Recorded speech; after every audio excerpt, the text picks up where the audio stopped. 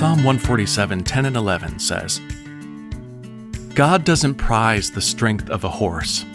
God doesn't treasure the legs of a runner. No, the Lord treasures the people who honor him, the people who wait for his faithful love. Lately, I've been trying to get into shape. Now that I'm in my 40s, I'm sore no matter what I do, so I figure I might as well be sore because of exercise. Just the other day, I took a class where I was surrounded by muscly men and women who did high-intensity interval training while I crawled around on the gym floor looking for discarded inhalers. Fortunately for me, the race that God has laid out in front of us is not one that requires us to overexert ourselves. We can avoid spiritual asthma attacks by remembering that Jesus is the one who perfects our faith.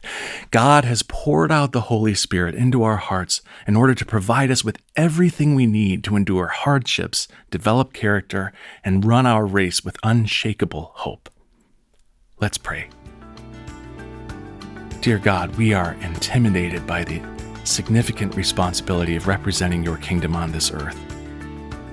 Help us, please, to focus less on our weaknesses and instead fix our eyes on Jesus. Amen.